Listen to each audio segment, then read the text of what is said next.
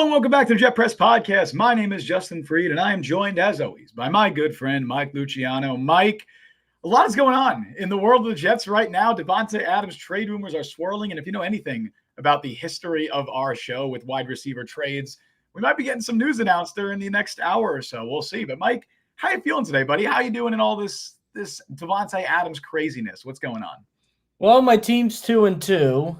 Yeah. Every time I've had some sort of optimism for this team, it's been almost immediately squashed and very loudly squashed. So first time, Mike. You're a Jets fan. You know this. It's been more pronounced lately because now they have expectations. Like the last couple of years, they didn't. Now they actually have, they're expected to win games, so everything feels a little bit more magnified. But the Jets are in trade rumors once again, and it's something where there's pros, there's cons, there's reasons to do it, there's reasons to not do it. We'll get into all that. We'll also get into kind of just a final post-mortem on what the hell happened with Denver, and then look forward to our trip across the Atlantic to London to play the Vikings, who look unstoppable. So that's a good get-right game. Sam Darnold. Looking for an offense that was struggling. That's a good get-right game. Probably the best team in the league. I believe against Sam Darnold, former Jet, the narratives are going to write themselves. Mike, I believe everyone is referring to it as the Dan Feeney revenge game, actually. I didn't even know Dan Feeney was on the Vikings. He is. It's also the Jalen Holmes revenge game, assuming he's not cut if they bring back Lecky Fotu, which he might be. I think he probably will be. If they get rid of Leonard Taylor, I'm gonna be pretty mad actually if he's the release. I don't think he will, but it'll probably be Jalen Holmes. It'll probably be Holmes because he's been bad. So yeah. Thank you for tuning into the Jet Press Podcast. You can find us on all the podcast platforms: Apple, Google, Spotify, wherever you get your podcasts. We are there, and we're on YouTube. So if you want to support the show on YouTube, you can subscribe. You can hit that little thumbs up icon because that'll help boost us in the big sea of Jets podcasts and Jets talk on YouTube streams. If you like it, then YouTube thinks, oh, people interact with that stream. That's good to pump it up. So that's how you help support the show without paying a single nickel. You can do it just by liking. So, Justin, yes, sir. How do we get that all out of the way? We got Davante Adams trade rumors because this really moved quickly. A couple days ago, I think Antonio Pierce liked a Sports Illustrated post mentioning that Davante Adams could be traded on Instagram. So shout out Minute Media making things happen over there. I honestly didn't think anything of it. I thought it just could have been like, he was scrolling and he accidentally hit the like button. Who knows what happened? I don't think a guy would do that on purpose. Then next day, Davante Adams like, they don't tell me anything. Following that, he would prefer to be traded, I think was the language that was used. And now it seems like it's going to happen at some point. And there have been a couple teams mentioned as suitors, the Cowboys, the Ravens, teams like that. I think I heard Washington, which I think would be pretty fun, actually, if that happened. Saints. Well, the two main teams out there that everybody's talking about are the Saints and the Jets. And that's because of Davante Adams' preference to play with a quarterback he knows. Obviously, New Orleans has Derek Carr. They got no money, but they have Derek Carr. The team, I think, has been better than some people thought it would be, even though they kind of hit the skids lately. I think the offense is performing a little bit better. There's obviously their best friends going back to Fresno State and that first year with the Raiders. And then the Jets. Because the Jets have Aaron Rodgers. They have some space on their cap because they were supposed to pay Hassan Reddick, and he hasn't shown up yet. So a little more financial flexibility all of a sudden with these New York Jets. I got kind of an angel and devil on my shoulders. I'll start with the angel, which is you absolutely do this move. Absolutely not even a thought about it if the price is okay. I've heard some people say they want a second. I've heard some people say that they might be willing to take more if it means they have to eat more money because the Raiders are going to have to eat some of this money because Davante's owed a ton of money.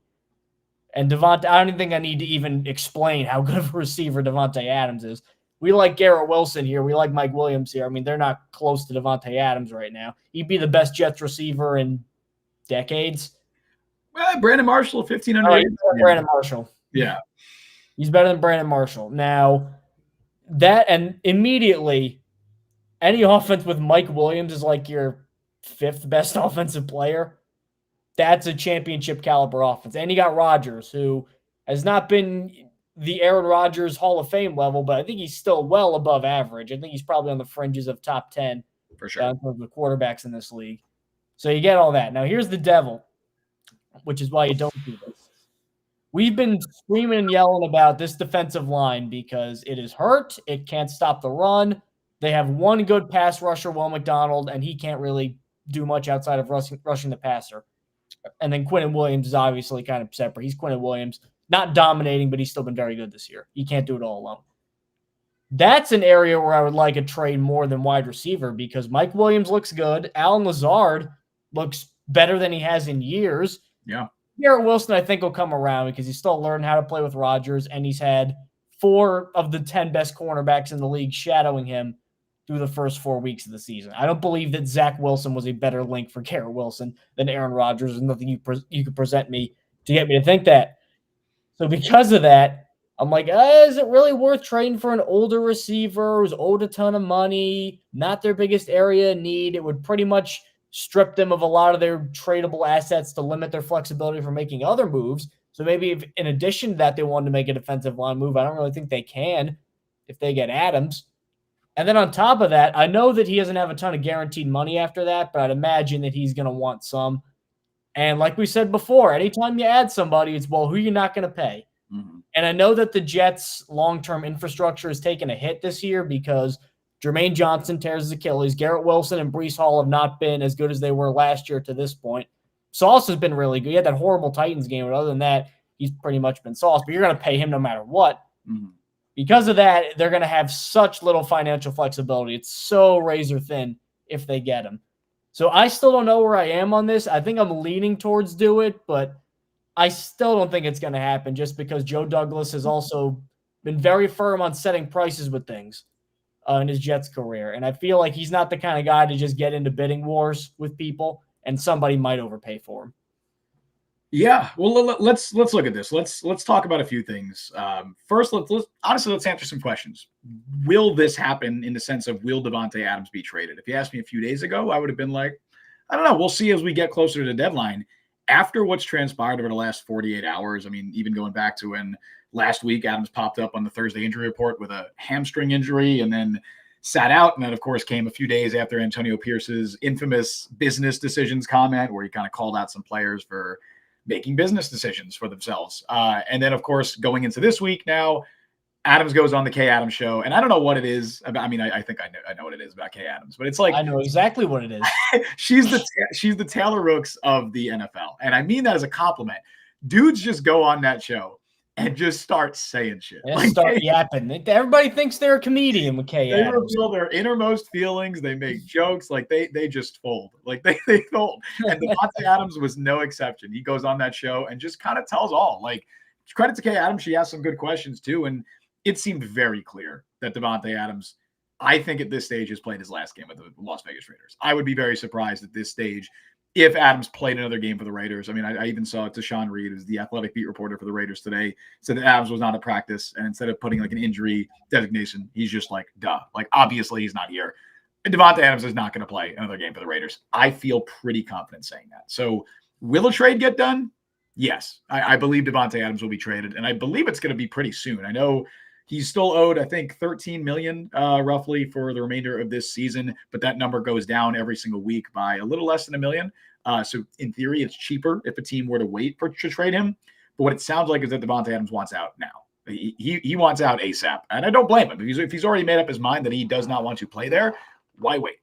And so I think we're probably, if I were to make a prediction right now, I think we'll see a trade get done within the next 7 to 10 days. I don't think it's going to take until the deadline in a month from now. I think we get it done sooner rather than later. As far as the Jets are concerned, if they are going to be the team, they're obviously the front runner. Everybody's been connecting the Jets to Davante Adams for a long time now. The Jets have been trying to trade for Davante Adams for a long time now. Ever since they acquired Aaron Rodgers back in the spring of 2023, they have been inquiring about Davante Adams. They tried to trade for him, I believe. I don't know if they tried to trade for him before the start of the 2023 season, but they definitely tried to trade for him prior to the deadline. Prior to the trade deadline last year. They then revisited those trade talks this past offseason. Both times they were basically told, no, the Raiders, do not have interest in trading him right now. That has changed. Not only are the Raiders interested in trading him, they are actively shopping him and trying to move him. that tells me that the Jets are going to be very aggressive for Davante Adams. Now, I don't think wide receiver is their biggest, most pressing need. Even going back to like week 1, I think I would have said that wide receiver was probably going to be a more important need than it is now. But Allen Lazard's resurgence and renaissance has changed that. And Mike Williams looks very, very good. And hopefully they continue to pick up his snaps. And then, of course, you got Braylon Allen emerging as an offensive contributor. So they don't really need another skill player in that skill position room. But it's Davante Adams, and it's an all-pro wide receiver who I know I wouldn't say he's the same player he used to be. There was a time where Davante Adams was a top 3 receiver in football, maybe the best wide receiver in the NFL at a point. I wouldn't put him in that category now, but I think he's firmly in the top 10 conversation. He's on pace if he were to play a 17-game season, which he's not going to because he already missed a game, but in a 17-game sample size is on pace for over 1,200 yards this year. He's still really, really good. He's still Davante Adams. He would be the best wide receiver on the Jets roster. I do believe he's better than Garrett Wilson. So when you have that opportunity and you have an all-pro wide receiver there, not only an all-pro wide receiver, but one who has a history with your future Hall of Fame quarterback, and you already know the chemistry is there, why not? Why not make that move? Especially given the organization right now, Joe Douglas knows that his time could be limited. Like if he trades a draft pick for Davante Adams right now and it doesn't work, Mike, what does he care? He's not here to make that pick anyway. So I think we're going to see Joe Douglas be a little bit more aggressive than in the past. I think he's still Joe Douglas. He's still a man of principle. He's still going to stick by his price. But if the price goes a little bit higher than he wants to pay, I can see him budging in just this instance. One, because he has Aaron Rodgers in his ear telling him, hey, look how great the offense can be with Davante Adams. It's already, we've seen what it can be without him. We've seen flashes of what it can be. Let's get Davante Adams here and just kind of put it over the top. I think he's going to have Rodgers in his ear, and I think he's going to have the hot seat in his ear, being like, "Hey, look, you kind of got to maybe make a move now, or else if you don't make the playoffs, if the Jets don't make the playoffs, Joe Douglas is gone. He's not getting extended." So I think they're more likely to be aggressive. I'm not going to make a prediction right now as to whether I think the Jets are going to trade for him, but I think it's a really real possibility, and it makes a ton of sense. I agree with you, Mike, in that I think something like the D-line is a lot more pressing of a concern.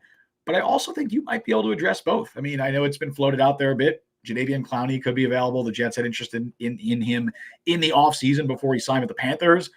The Panthers are not going anywhere. Clowney is still a very good player. He is an excellent run defender, which is arguably what the Jets need even more right now than their pass rush, which their pass rush isn't good, but their run defense might be even worse. So I think Clowney could be available for a day 3 pick, maybe a 6th-round pick or something like that. I don't think trading for Davante Adams, whether you're giving up a third or a third and a conditional 5th or something like that, or even a 2nd, I don't think that precludes you from making a move for a defensive lineman too. So I'm all for a Davante Adams trade. I see the negatives, but I'm still in favor of it. The weird thing, as Joshua Carr brings up, he goes, does he want to be traded because the Raiders aren't that great? Well, they're 2-2. Jets are 2-2. Jets just lost to the Broncos. He seemed all in with Pierce at the end of last year. That's what's weird is they kept Antonio Pierce. Yeah. Because players like him and Max Crosby loved him so much. It's it seemed weird that a month into the season, now everything's gone to shit, but here we are. That's the interim coach bump.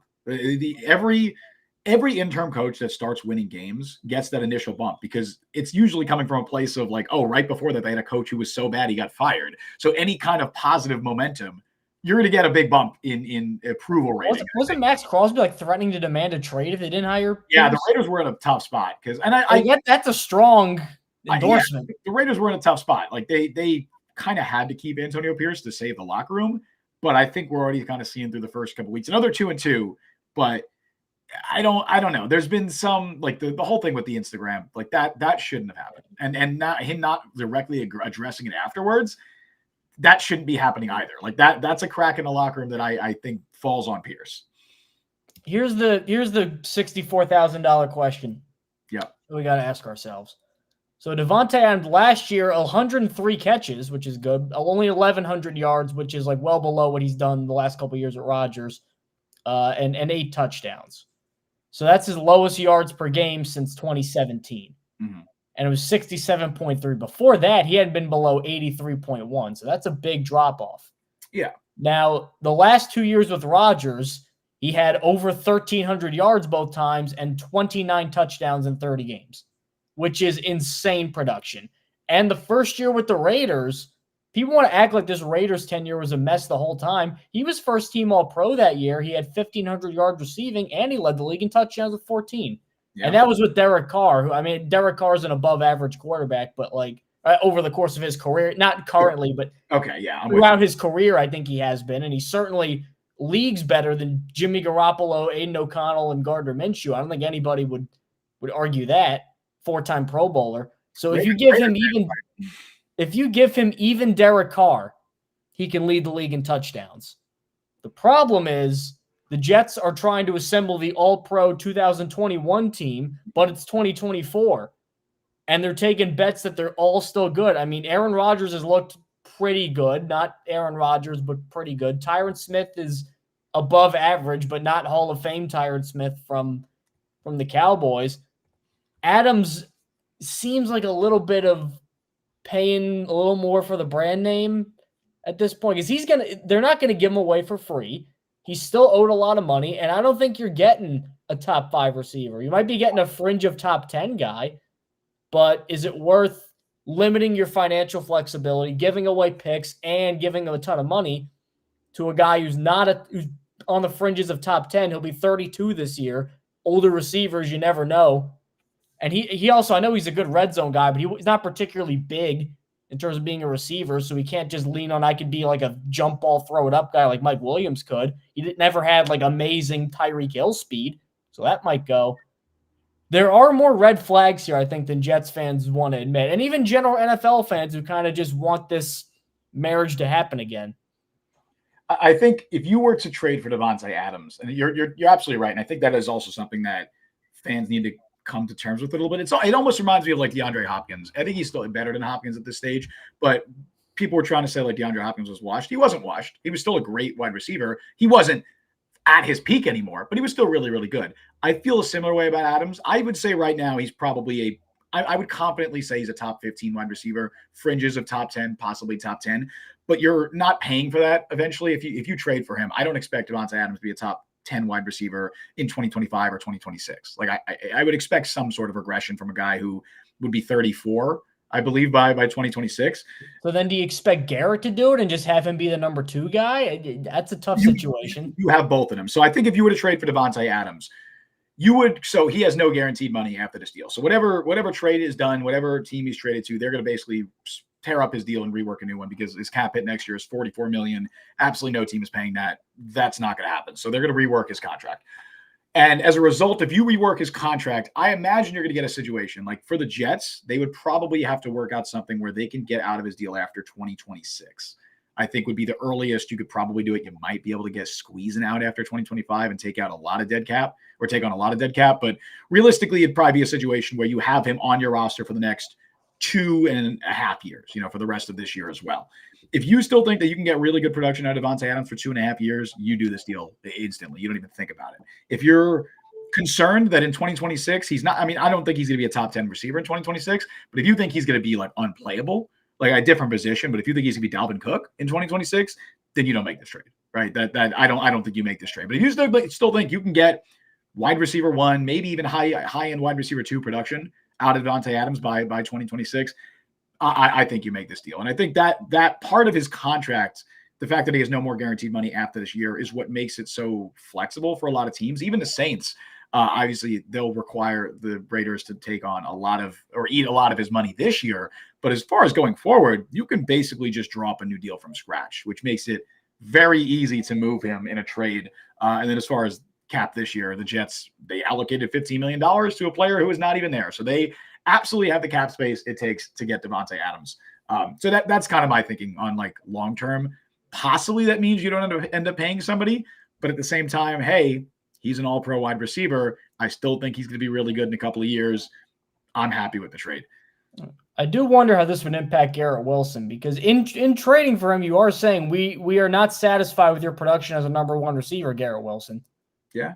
That's a very loud and clear message. I don't know if you're saying that. I wouldn't read into it like that. I don't know if they were, and Williams and Lazard are playing fine, then theoretically you need to do this, and you can do stuff elsewhere like defensive line. I don't think the Jets feel they need to do this. I don't think anybody's looking at it as, hey, the Jets need to make this trade. I think it's like, hey, look, we have Aaron Rodgers.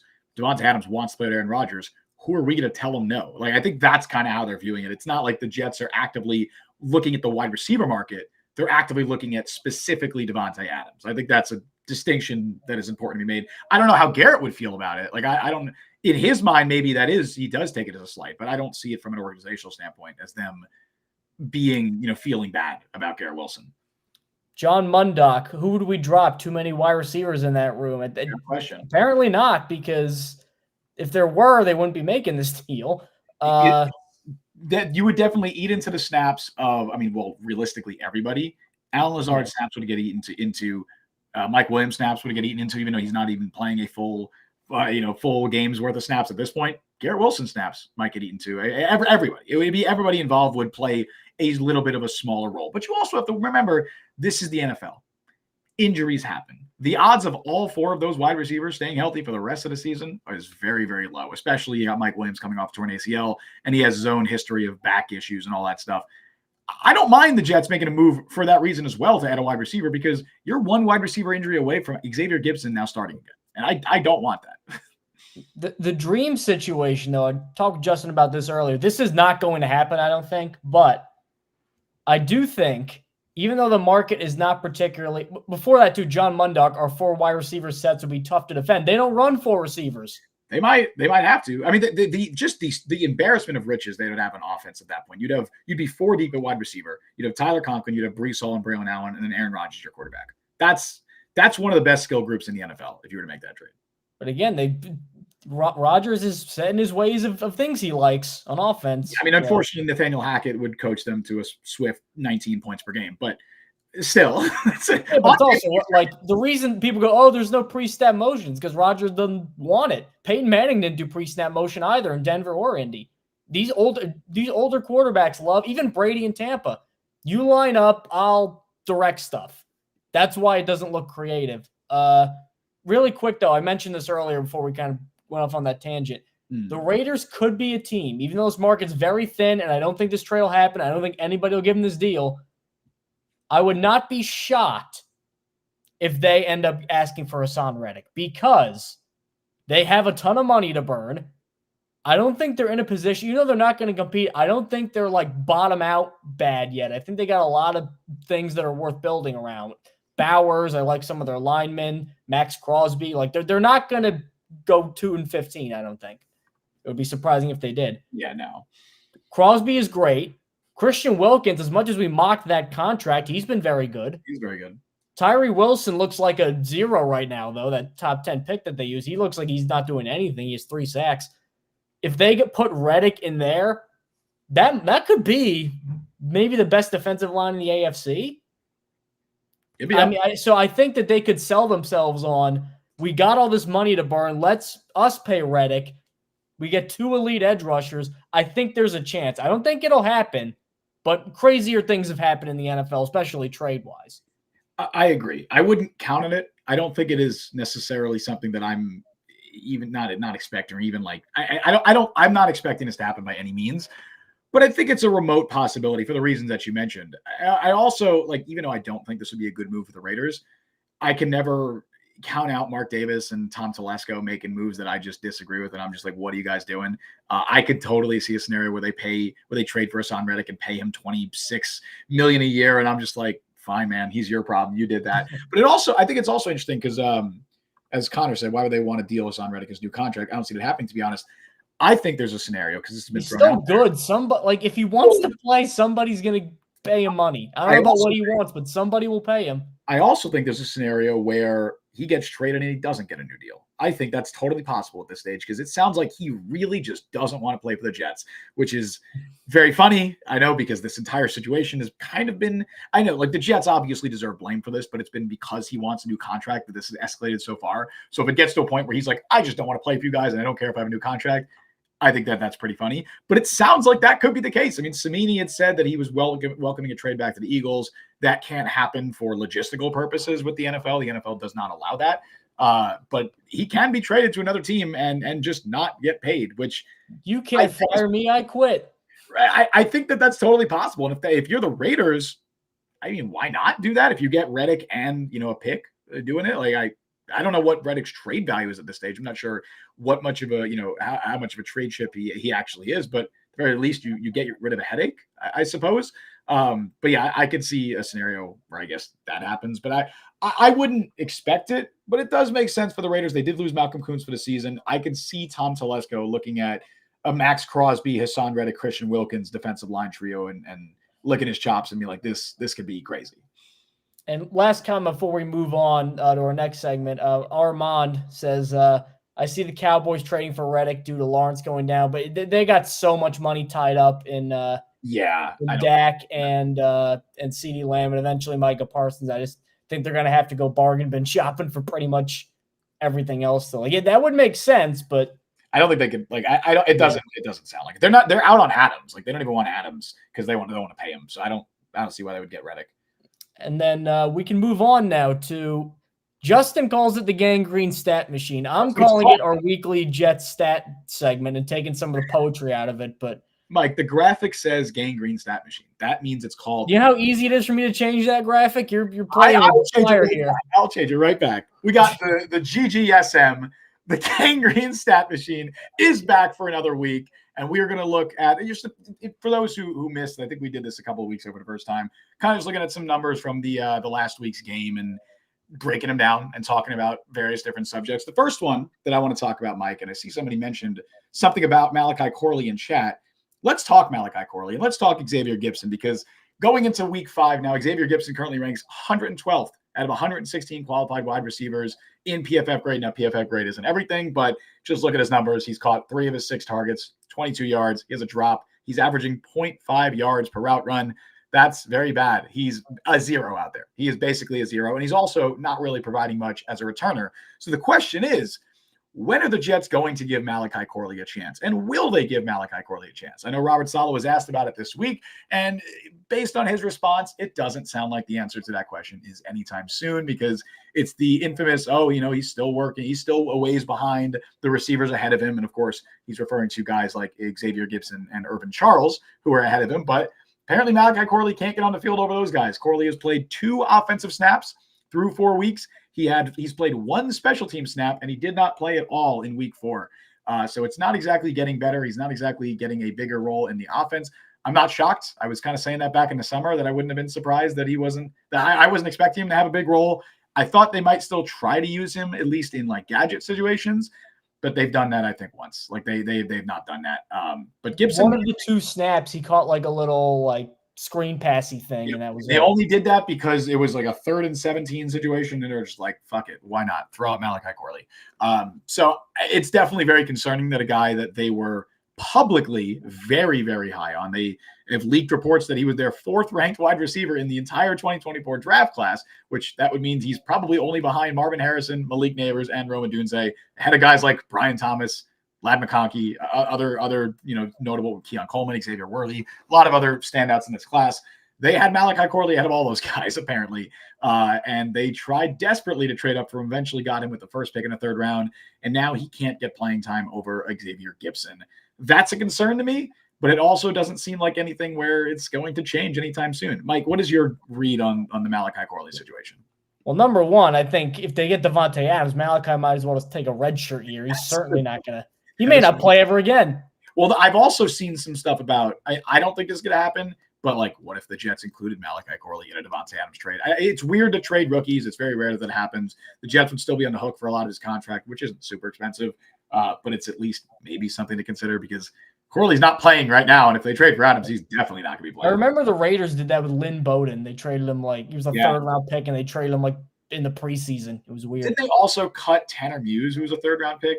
Or was that after 1 year? I think he played 1 year. I think he might have played 1 year, but still. Hey, the Jets cut Ja'Kai Polite in the middle of the preseason. That's true. At the end, or the final roster cuts, he was picked in this range. Maybe it's the early 3rd round. It's just that's where Darius Stewart was. Just stay away from it.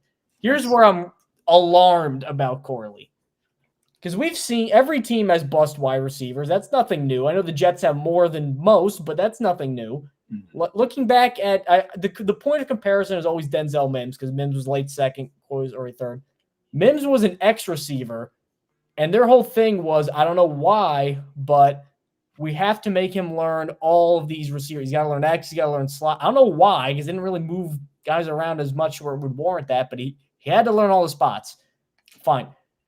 Corley was drafted, and you knew going in that he had this super specific skill set that you needed to really use well to get the most out of him. Yeah. He's not going to be like an X receiver or anything. He's going to be a mini Debo, was always the comparison. Mini Debo Samuel. So you knew going in, the only way as a rookie, we don't know about down the road, but as a rookie, the only way he could get on the field was crossers, screens, getting him with the ball in his hand, like the way he was used at Western Kentucky, who did him no favors because he didn't run a pro route tree. But you knew that going in. It's concerning because Xavier Gipson is basically doing all of those routes, and he's terrible at it. And Corley can't get in over him. That's very damning. Like Joe Douglas has hit on a lot of picks. He's missed on a lot of picks. He hit on Sauce. He hit on Michael Carter. He's missed on Mekhi Becton. Like every GM's got that. He was as adamant. I've never seen him pre-draft, even Sauce, get this excited about picking a guy. They loved Malachi Corley. Mm-hmm. And he can't get on over Irv Charles. There's a debate in Florham Park right now. Who's ahead on the depth chart, Malachi Corley or Irv Charles? People are having those debates. Honestly, the fact that there's even a debate at that point, I might just be willing to cut my losses with him. Not just like cut him outright, but I'm already like when's it going to get better? He's going to be 23 this year. If you were held in that high regard and you can't beat out Xavier Gipson, when's it going to get better? What's going to unlock for him this offseason where he's not going to be wide receiver 5 next year? And these were some of the concerns that I know we had expressed after the draft pick. Neither of us didn't think it was this bad. No, neither of us hated the pick by any means. I preferred other wide receivers at that spot, kind of because I had some concerns about his projection to the NFL, but I didn't think he would be a healthy scratch essentially every week over, with Irv Charles and Xavier Gipson ahead of him. But some of those concerns were, he's a project and you are trying to mold him into an NFL wide receiver. And we've seen that work in the past with a guy, Debo Samuel's the obvious comparison, but for every Debo Samuel, there's 3 Amari Rodgers. There's 3 guys that just do not work out where you try. Amari Rodgers played more than this. Barely. I mean, he was at least returning, I guess, but he barely played an offense. He was returning though. But yeah, I mean, you just for every Debo Samuel, there's 3 Amari Rodgers, and unfortunately, right now, Corley is trending towards an Amari Rodgers territory of a guy who just can't even get on the field. It's only 4 weeks into his rookie season. I'm not going to say that he's definitely a lost cause, but it's very alarming that he can't get on the field over a guy like Xavier Gipson, who is clearly a negative. And speaking even of the offensive personnel usage, which we'll transition in a second to the next stat we're going to talk about. But dude, even that last game, Xavier Gipson running the was it in the fourth quarter, that the deep shot one-on-one on the outside. I just looked at his numbers. Xavier Gibson's playing a good amount of snaps on the outside. Why are we doing that? Why? Why is this man? He's like 5'9". You have Mike Williams, Alan Lazard, by the way, is playing the most in the snap, which is interesting. In the slot, you mean? I don't hate it, but in the slot. What did I say? In the snap. In the slot. In the slot, which is interesting. I don't hate it. I would like them to use Garrett Wilson there more because he's still not being used a ton in the slot. But you have Xavier Gipson. There's no reason he should be playing a boundary wide receiver, especially in that situation where it's 3rd and 10 or whatever it was, and Mike Williams is sitting on the sideline and not on the field. And on that note, I don't trust the Jets to use their offensive personnel correctly, and a lot of that is also because of what's kind of going on with the running back room. And I think this is worth talking about when it comes to Breece Hall and Braylon Allen, because Breece Hall is coming off what I would call his worst game in the NFL. I don't even think that's something you can argue. No, it was the worst game he's ever played in the NFL. The stat I have pulled up here is a career worst PFF grade, whatever. You don't have to take that with a grain of salt. I don't love PFF running back grades, but 10 rushes, 4 yards, 2 false starts. He also had a drop. He's actually averaging -0.1 rushing yards over expected per attempt this season. He has a rushing EPA of -15.5. He's bad. He's been a bad player this year. He's been below average. On top of that, just going off of how bad this last game was, of all 10 of his carries that Breece Hall had in week 4, not a single one of them went for positive rushing yards over expected. That means, at least according to, I believe that's a next gen stats statistic, They believe that he should have gained more yards on every single one of his carries in week 4. He had a negative 16 rushing yards over expected on just 10 carries. That was one of the worst single game performances by a running back this season. I don't know what to make of it. Some of it is the fact that he is facing stack boxes. He was facing a stack box on 17.9% of his attempts this season, which that is higher than Braylon Allen. I've also seen some numbers out there that kind of just indicate Breece Hall has gotten a little luckier with run blocking than Braylon Allen, but it is very interesting and I would say concerning that Breece does not look like the same player he did last year, and even more so on that. Why are you using Breece Hall in first and goal situations? Why are you using him in short yardage situations when you spent all of last year kind of criticizing the guy, saying that he doesn't know how to grind out tough yards? And now you drafted Braylon Allen, who's a 240-pound running back who is running a lot. I hate to just use like simple terms, but he's running harder than Breece Hall. He's gaining more yards after contact than Breece Hall. You drafted him to be a short yardage guy, and you're not using him in that role. That falls on Nathaniel Hackett. So that's one part of this discussion is personnel usage, and the other part of it is what's happened to Breece Hall. Mike, what is your take on that?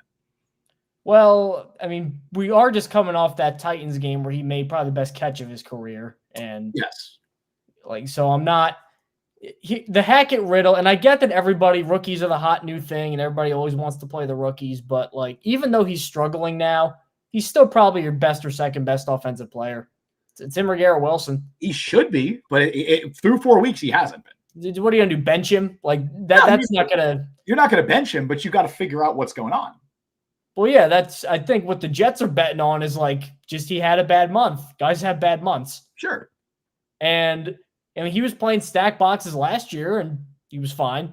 So correct. He's great even. He was facing stack boxes more often last year by a significant margin. Yeah. And that's a reasonable bet to just say, hey, eventually he'll figure it out. Quarterbacks have bad months. Receivers have bad months. Doesn't Tyreek Hill didn't he have like 40 yards in the last 2 games? Stuff happens. Okay. I mean, Tyreek Hill has Tim Boyle throwing him passes. I mean, I don't blame him. Tyler Huntley. But anyway, like these things happen. I do think Allen should be playing more than he is. I thought that Allen was extremely underdrafted, and the Jets got a steal with him. The problem is I kind of sympathize with Hackett here in that giving the ball to your best players less doesn't seem like a very prudent offensive strategy to me. And I get why eventually you think the regression, or sorry, not the regression, the progression to the mean, I guess I should say, is going to happen and Breece will be fine. I'm not raising any alarm bells over it because I thought the Titans game he was good, and then I thought New England he was okay. Even though, again, his numbers there were kind of players run out the clock at the end. Like, if he puts up, he's got Minnesota and he's got Pittsburgh. And these are 2 really good defenses coming up in the next few games.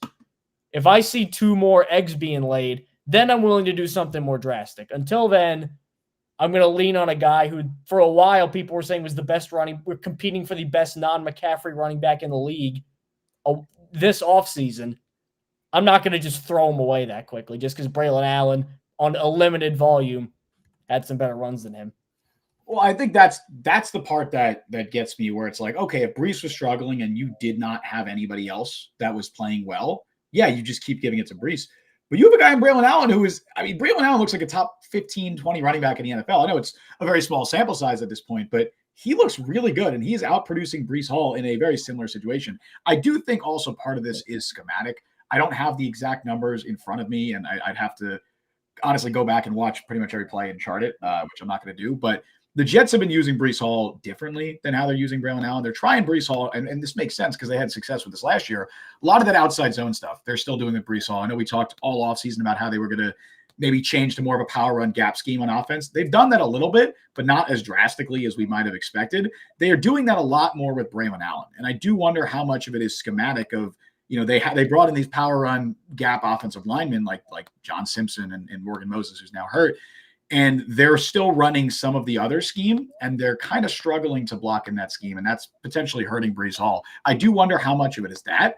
But I also don't think Breece Hall has to run.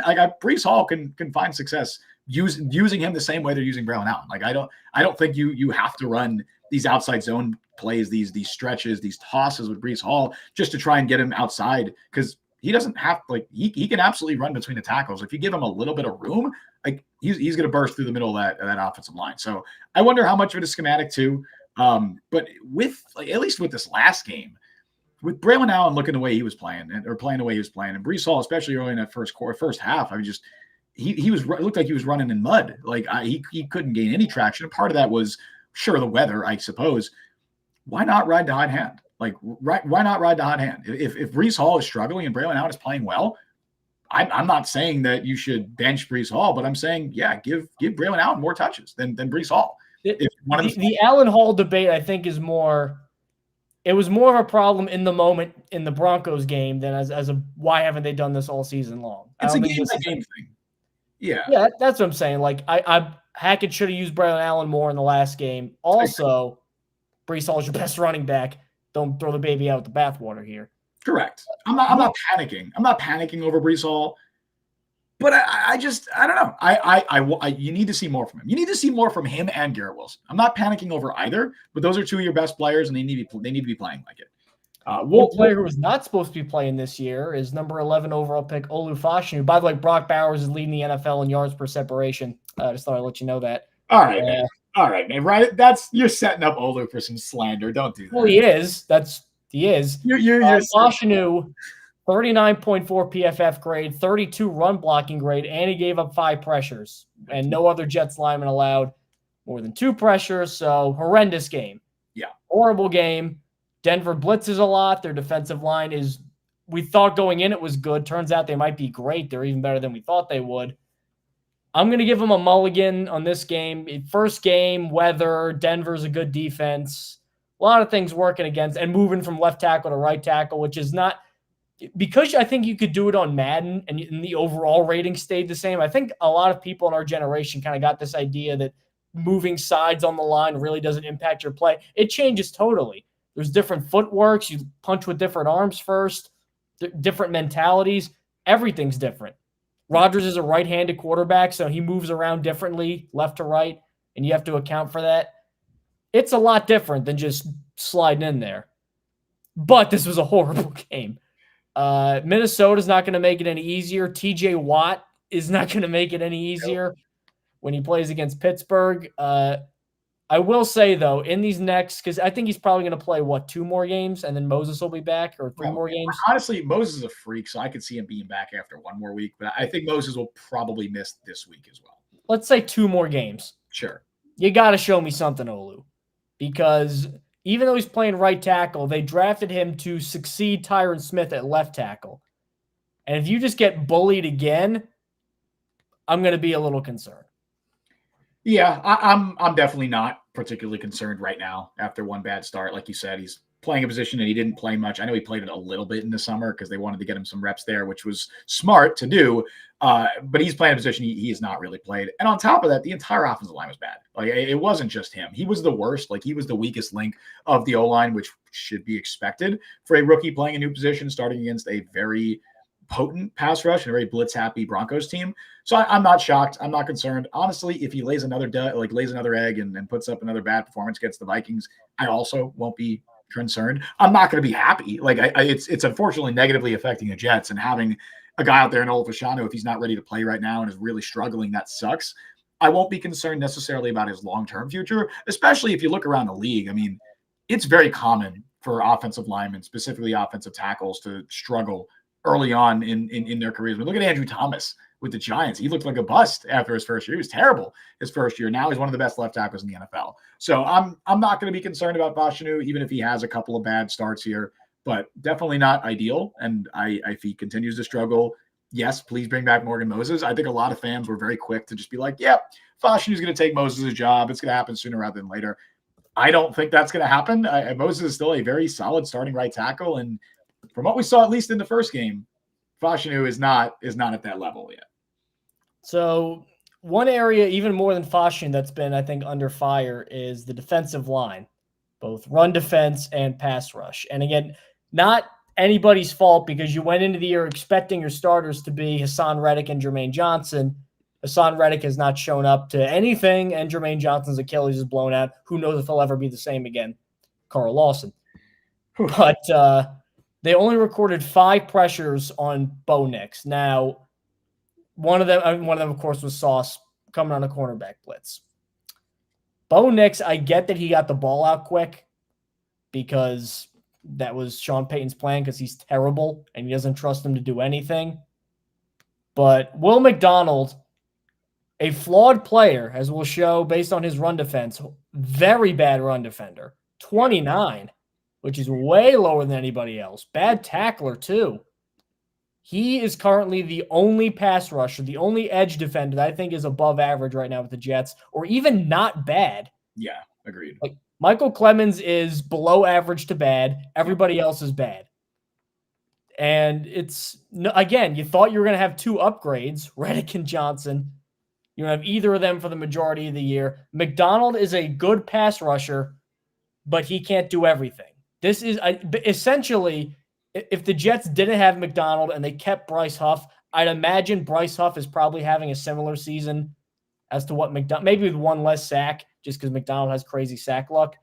With probably 1 less sack, I'd imagine Huff's probably producing at a similar clip to McDonald. That goes to this from the start. This was not constructed well. Kinlaw's been okay. Still can't stop the run. That's always been his problem.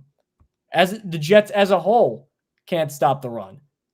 These kind of numbers are why I'm a little hesitant for Adams, because Adams ain't fixing this. There's guys who could help fix it. I know Lecky Fotu's going to come back. He's going to help a little bit, but certainly not a ton. Like, it'll be better with him because that's why he's in the NFL, is to stop the run. But McDonald can't play the run, and Clemens can't rush the passer. Ideally, you'd want to, fusion combine them into a guy who can do both, but you kind of get these two. I can only defend the run marginally, and I can only rush the passer. And that's all the Jets got. They got no counter punches. Unless Quinnen Williams just has a freaky game, that's all he got. And that was against Denver, who doesn't have a great offensive line. Minnesota, who offensively is rolling right now, this could be really problematic. Clemens can't defend the run either. Let's not give him credit. Clemens can't do anything. They have one, I would say, rotation-worthy edge rusher, and that's Will McDonald. And they have 2 rotation-worthy defensive tackles, probably, at least based on how Solomon Thomas has played this year, which he's been very, very bad. Quinnen Williams is a fantastic player. Unfortunately, he has absolutely zero help and is getting triple-teamed and double-teamed every possession. I don't think he's been, even with that, and maybe Jets fans will hate me for saying this. Maybe they won't after the last few weeks. There's a tier of player where it doesn't even matter your situation. You're still dominant. I would put Chris Jones in that tier. I would obviously have put Aaron Donald in that tier for a long time. I'd put Dexter Lawrence in that tier. I don't think Quinnen is in that tier. I think Quinnen is great. I think he's a fantastic player. And you could still make the argument that he's the 3rd best D tackle in the NFL behind Jones and Lawrence. I don't think he's on that tier. And it's what it is. He's a great player, a fantastic player. And it's unfortunate that we're even having to criticize him because he's the least of their worries in a defensive line. But you have nothing around him. You're Michael Clemens played over 70% of snaps last game, Mike. I can't. Saleh never does that. That tells you. Well, Saleh, they've started to abandon the D-line rotation. Quinnen Williams played 84% of snaps, which I don't know. I don't have off the top of my head, but that might be the most he's played in a game, at least in a few years. At least under Saleh, I would bet that might be the most he's played in a game. That shows that, one, they're not confident in their defensive line depth, and I don't blame them. And it's, 2, a major problem because outside of Quinnen, there's nobody else that should be playing that many snaps. Michael Clemens should not be playing 72% of snaps or whatever he ended up playing. He shouldn't even be in the rotation. On most teams, he probably wouldn't be. Instead, he's your starting edge rusher. Tack McKinley hasn't offered anything. Braden McGregor didn't offer anything, and he got benched. Eric Watts was actually their highest graded, at least PFF liked him this past week, or at least thought he was an average player. I say highest graded. He had a 64 PFF grade this past week, which was their highest graded defensive lineman in that game. The defensive line is a major, major, major issue. And I know they only allowed 10 points to Denver, and everyone could easily point to that and just be like, oh, it's fine. The Broncos, first of all, their offense was just putrid for most of that game. They were playing in the rain. They had 0 passing game. I mean, Bo Nix had -7 passing yards in the first half. He finished with 60 total passing yards. The team had 60 total passing yards.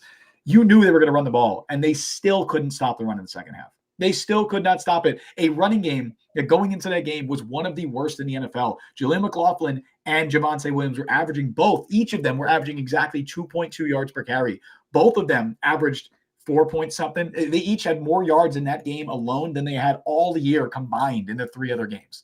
That can't happen against a team that you know is going to run the ball and cannot throw the ball at all. And the Jets still couldn't stop them.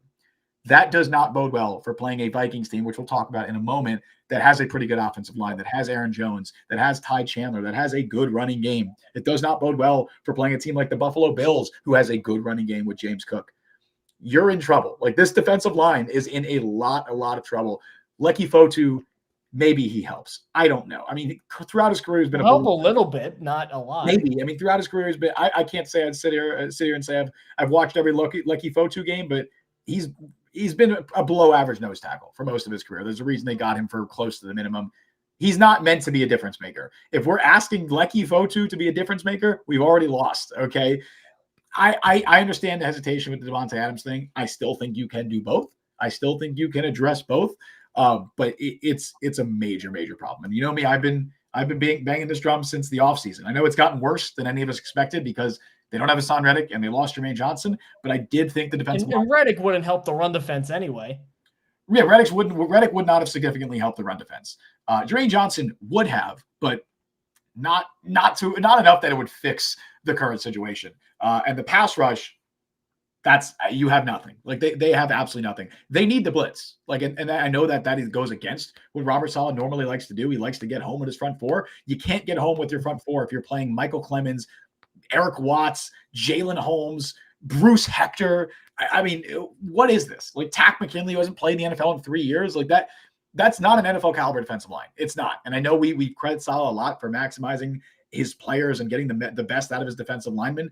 There's only so much he could do. There's only so much magic he can work. I think we're seeing the limitations of what he can do as a defensive play caller. Well, that's where I sympathize, because he doesn't really not that I'm in a mood to sympathize with Robert Saleh much after last week, but like he doesn't have any counter punches.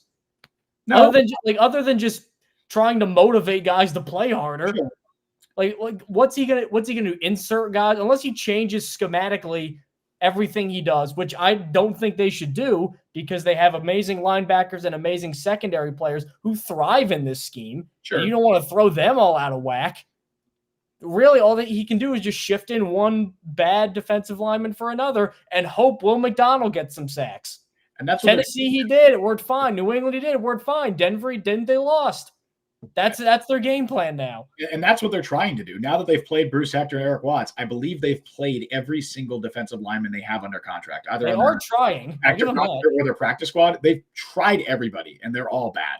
Now, I will sympathize with him to an extent, but I will also say that one of the biggest criticisms that I've had and a lot of people have had against Robert Saleh is that he's too rigid in his defensive scheme, and he doesn't adapt well, especially in-game. In-game adjustments, I think, has been a weakness of Robert Saleh since the Jets hired him, and now we're going into his 4th year with the team, and it's still a problem. I sympathize with him to an extent, but I also say, hey, look, you saw the pass rush wasn't getting home. You saw the run defense wasn't working. Why are you still playing the exact same defense, the same vanilla scheme that you've been running against Bo Nix and the Broncos? Blitz him, stack the box, dare them to throw the ball. They weren't doing that. They weren't stacking the box. They weren't sending extra rushers. They were playing a straight up defense, straight up nickel, 4-2-5 defense. And they were hoping it was going to work. And it wasn't working in that game. They can't afford to do that against Minnesota. Unfortunately, if you dare Minnesota to throw, they can now throw because they have a quarterback in Sam Darnold who is playing at a very high level. They have they have the best wide receiver in the NFL in Justin Jefferson. They have playmakers. So it's unfortunately you're in a much tougher situation. And yeah, let's talk about that game, Mike, because I'm not confident at all that the Jets are going to have a chance to win this game, but also I feel this is going to be an ass kicking. But if I know anything about the Jets, if I've learned anything from watching this team over the course of my lifetime, I can tell you right now that this is exactly the type of game that the Jets would win. And I don't know how, but this is normally the type of game. The Jets always do the unexpected. Wow, Jalen Phillips is out for the season. That sucks. Damn, I'm sorry. I just saw that because that is brutal because, poor guy. I love Jalen Phillips coming into the NFL too out of college, and he had the injury concerns in college. Anyway, sorry, that's a side note.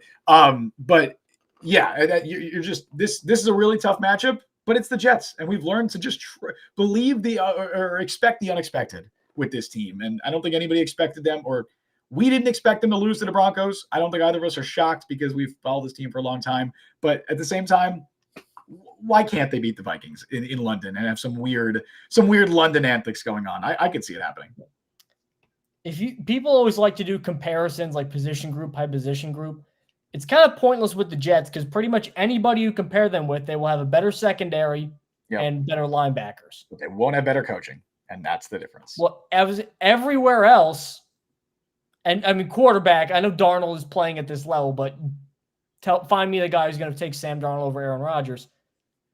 Outside of that, Vikings are better everywhere. Right now, Aaron Jones is playing a lot better than Breece Hall. The offensive line is better on their worst day than the Jets. Jefferson, Jordan Addison is one of the top duos in the league. Hawkinson's probably might be back. I heard. I think he's practicing. Is he going to be back this week?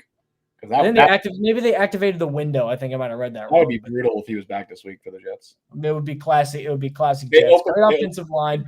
Yeah. And this crazy ass defense. I wrote this in an article for the Jet Press. The Jets struggle with Denver blitzing. Denver blitzes, I think, on 46% of their dropbacks. That's by far the most in the league. Second place is the Vikings. Yep.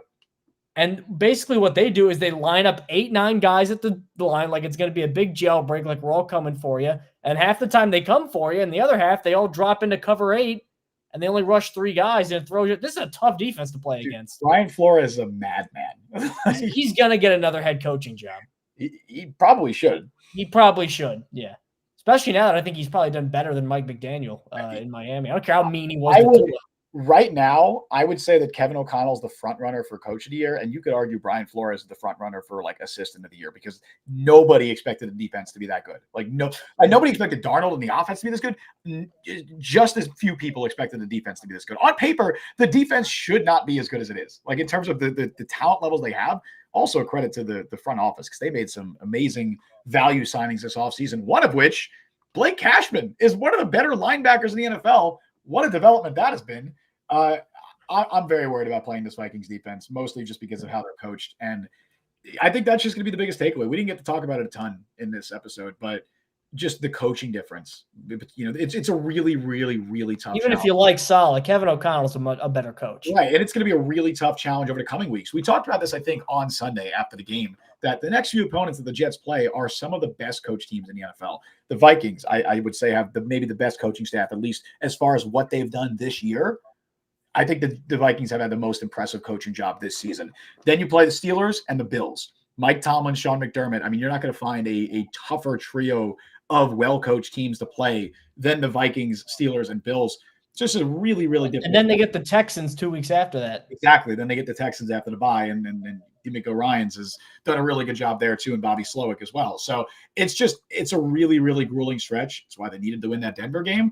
But if the Jets are as good as they say they are, they should be able to hang in with these teams, and hopefully you hope that the coaching can do it. But if they don't, and if they lose these games and they get out-coached again, I think that'll be it. Like, it'll be pretty – I think after the next few weeks, it's going to be abundantly clear if Robert Saleh is the right head coach of his team or if he's getting fired at the end of the year or if not sooner. And I will say, even if Greg Zuerlein made that kick, I think we'd have pretty much the same opinion on this game, even if the Jets were going in 3-1. Correct. The narrative would be a little different because they'd be 3-1 and it wouldn't feel as like desperate. Not that this is a must win, but it's like, damn, you're to fall at 2-3 if you lose this game and your schedule doesn't get easier the next few weeks. But if you lose impressively, I'd be okay with that. But if it's another Denver game, that's code red. I agree. The game plan, if they got a shot, number one, Minnesota is the second best rushing defense in the league. Pittsburgh is third with 87 a game. Minnesota's 75.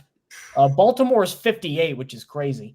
Dude, Baltimore old school football on offense and defense. I love watching them. I think part of it too is a lot of times like they've either been I think they've been up early last couple of games, so just throwing, but still.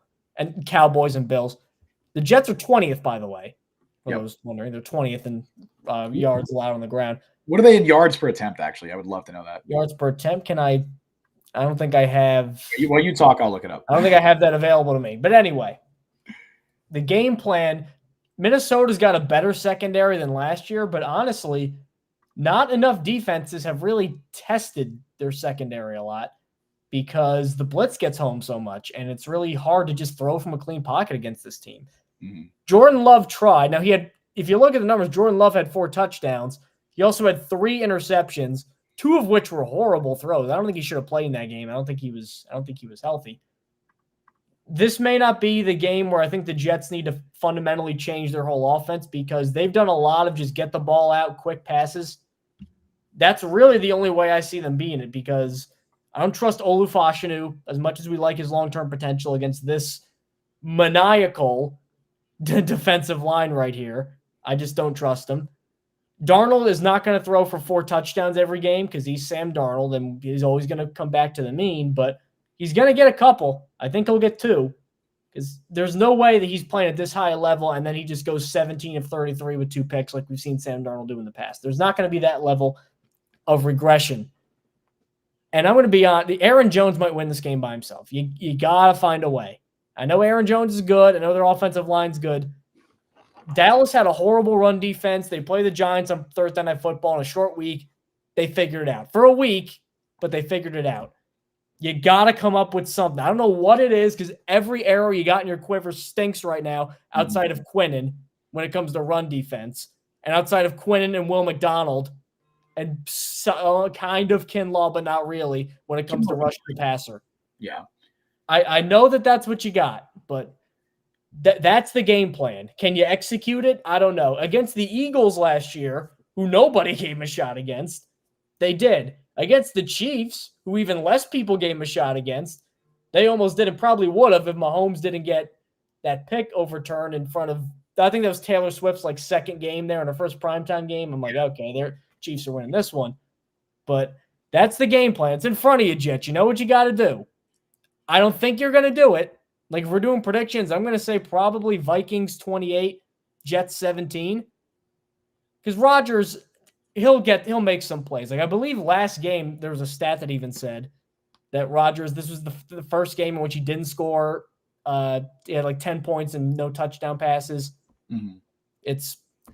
There was only a second game. The only other one was a game that he won, and I attended. It was like, I think Packers 6, Jets nothing. It was on Halloween one year. And outside, those are the 2, both at MetLife, oddly enough. So because of that, Aaron Rodgers will make some plays because he's Aaron Rodgers. They'll get some touchdown passes because it's Aaron Rodgers. He'll spot you 14 points in this game. Can anybody else make plays against this defense, and can anybody slow down Sam Darnold? I don't think so right now. And I know Sauce is great, but Justin Jefferson's going to have a big play because he's Justin Jefferson. There's going to be one of those. You don't have that we can just not worry about that side of the field advantage that this defense normally has. So there's a lot of things working against them, unless they perfectly execute this game plan, which I don't trust them to. Here's what you got to do, because I think the defensive game plan needs to be different than those games, because they had pass rush in those games. I mean, the reason they were able to beat the Eagles is because they were able to get pressure on Jalen Hurts and make him make mistakes. Bryce Huff he had a heck of a game that game. You're able to get pressure on Patrick Mahomes and make him make mistakes. This Jets defense works when you play quarterbacks like a Will Levis, like a Josh Allen, like whoever, we talked about it, that are prone to making mistakes, that will take chances. Sam Darnold, for as good as he's been this year, is still that type of quarterback. He will make mistakes, and he's done it this year. He's had some boneheaded plays. He's just made up for it with some fantastic plays as well. You need to get pressure on Sam Darnold. You cannot allow him to get comfortable. Unfortunately, you don't have the pass rush to get home. So what do you have to do? Robert Saleh has to be adaptable. Send Quincy Williams on blitzes. Send Michael Carter on nickel blitzes. Get Chuck Clark down in the box. Make life uncomfortable for Sam Darnold. Get pressure after him. Stack the box when they're running it. I don't care if you're playing 7 in the box every single time. Do it. Do it. Play 8 in the box. I don't care. If you get beat because your corners got beat, whatever, man. That's fine, because your corners are the strength of this defense. If Justin Jefferson is beating Sauce Gardner, which, by the way, Sauce Gardner should be shadowing Justin Jefferson in this game. He should be traveling with him the majority of the time. DJ Reed has been fantastic. Justin Jefferson might eat him for lunch. And I love DJ Reed. Jefferson just would out-physical DJ Reed. Like, he's too unstoppable. Sauce is one of the only corners in the league who has a prayer of a chance shadowing Justin Jefferson. Did Sauce play him in one of those Mike White games? Or was he not around yet?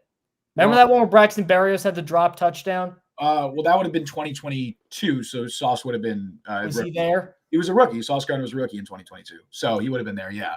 I don't know. doubt they had him shadow him in that game because they've been very reluctant. They did it a little bit earlier in the year. They had him shadow Brandon Ayuk in that first game a lot, and it really worked out. Have him follow Justin Jefferson. Send guys after the quarterback. Jefferson had 7 catches for 45 yards and a touchdown that game. Well, the touchdown sucks, but 45 yards, I will take that. Absolutely. On 7 catches? Absolutely. I will take that any day of the week, any game with if you have Sauce Gardner holding Justin Jefferson to that. That needs to be your game plan because you can't get home. And unfortunately, you can't trust your D-line to stop the run either. So the only way you could possibly, I think, find success on defense and slow down this Vikings team is if you change your defensive game plan altogether. Get pressure on him. Send blitzes. I don't care if you're blitzing 40% of the time in this game, which saw never, ever. They blitzed in the Patriots game quite a bit. I think they blitzed almost like 40-something% of the time in that game. Do that. And I'm not saying you're going to have the exact same defensive success, but it's your only chance of having success. Make Sam Darnold uncomfortable, win the turnover battle, force him to make mistakes, and do your best to stop the run. That is all you can hope to do in this game. All of that being said, if I'm making a prediction right now, even though I just said in the beginning that I think it's totally a game that the Jets should win, I don't trust this coaching staff. 35-14 Vikings. I don't think it'll be that bad. I just don't trust. I don't trust this coaching staff to not get outcoached by Kevin O'Connell and Brian Flores. I don't trust that for 35 points is a lot. I don't trust 35 points is a lot. This run defense is awful, Mike. It's so bad. Oh, you're not telling me any new information. Aaron Jones could run for 100. I have Aaron Jones in fantasy. I'm very happy about this. Aaron Jones could run for 180 yards in this game. Sam Darnold, I mean, they have no pass rush. I mean, eventually the secondary is going to get beat.